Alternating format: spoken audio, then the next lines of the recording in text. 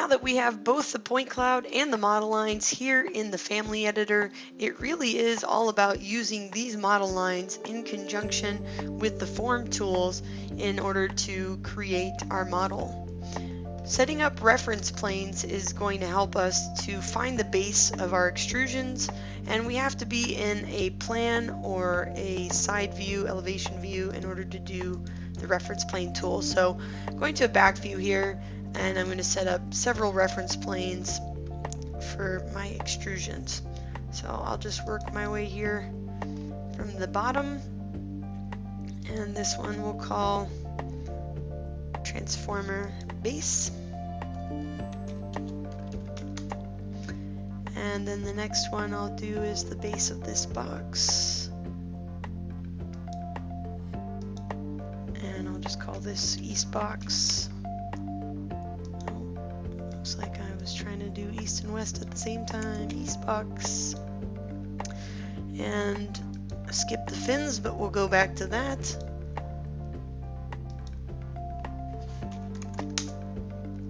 And then just continue working our way up here. We have the west box.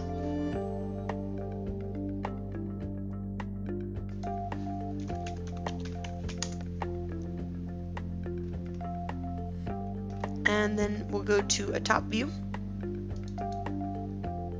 our reference level view, and we'll create one more for this cylindrical extrusion.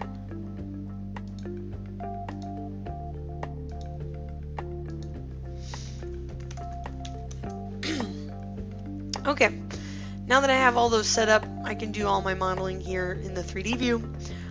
So I'm going to go and create an extrusion, just making sure that I am at my reference level for the transformer pad. I'll start the extrusion tool, use the pick lines option, hover over one of the lines, hit tab, and click to select all of those. I'm not sure the height of the extrusion, so I'm just going to put in 2 inches, and then I can always stretch that as needed in a side view. Next, I will go to the transformer body, so I'm going to set this up to transformer base and do another extrusion with our pick line option. I'm going to hover over one of these lines, hit tab, and then we see that side selected. Hover over this side, hit tab, and now that side. I'll go to my top view and I'll just trim and extend so that this creates a closed loop and can indeed be extruded. And I don't know how high that needs to be, but I'm going to put in a value of 9 feet, and again I can just stretch it once I get to a side view if I need to. Carrying on now with east and west boxes, so the left and rightmost extents, we want to capture at least the biggest envelope of this, right? So setting to my east box level, I'll create another extrusion. I'm going to use pick lines here. I'll go to a top view and hover and hit tab.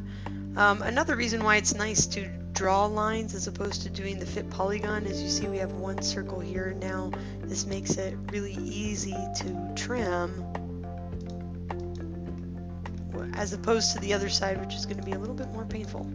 So I'm just going to say this box is 2 feet and apply there. Finish that extrusion. Then we'll go and create a new extrusion, but set our work plane to the west box side. Extrusion, pick line mode, hover over this line, hit tab, and now we'll hover over this line and hit tab there.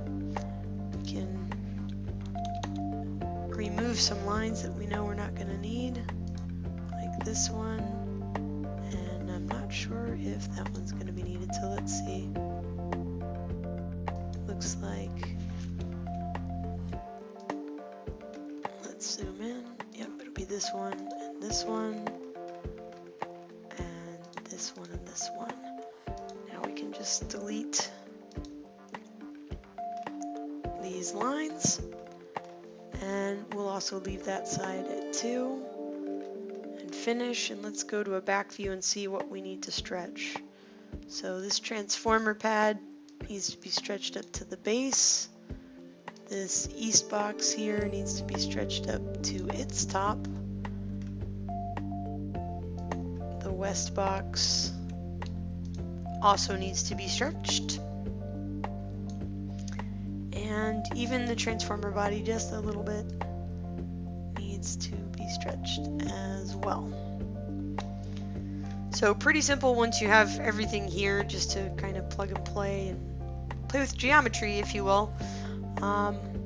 And now in this back view, I'm going to set my reference plane to the cylinder. I'll click OK, and we'll create an extrusion. So the Revit tools are kind of tricky here because, you know, picking the center of a point cloud is kind of hard. So what I'm going to do is I'm going to turn off Revit snaps real quick, and then we'll go back to our modify tool. You can use this start end radius to pick, you know, 1, 2, 3 points like so. And then once you have that, you can use the circle tool to snap to the center of this circle, and it's much easier to achieve the center in that way than to try and just eyeball it. Then of course you can come back and delete the arc and create the extrusion at, I don't know, I'm just going to say 6 feet. Apply, and then I can go back to my reference level or top level here and see when I finish the extrusion. How did that go? Maybe I need to be in the ceiling plan because that one's kind of high up there.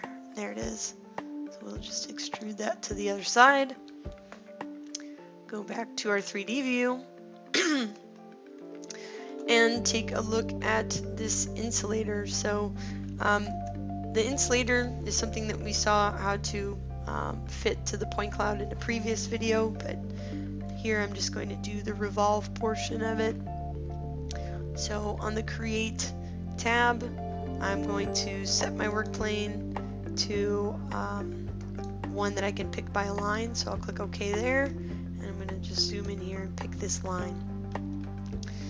Now if I want to hide this point cloud because it's not really helping me much, I can go to Visibility and Graphics, VV, Imported Categories, and deselect the imports and families, and that gets rid of the point cloud there, and that'll make this revolve step a little bit easier.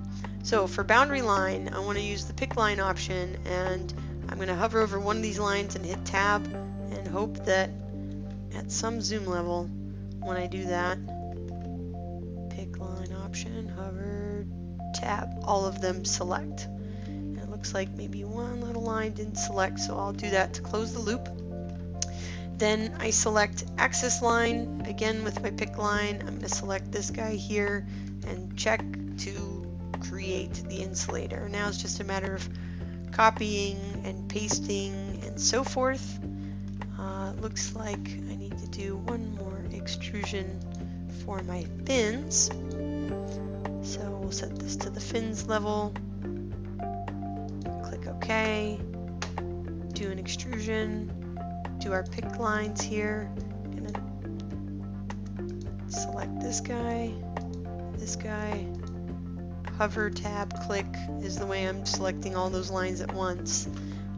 Then we'll just check that and go to a back view and make sure that those are going up to where they need to. And then once that's done, we can go to the reference level and just simply mirror this about an axis that we'll draw. And for this, snaps, Revit snaps could be handy, so I'll turn them back on, and we'll go from midpoint to midpoint there, and you know, very quickly you can see how this starts to shape up and be a nice 3D model.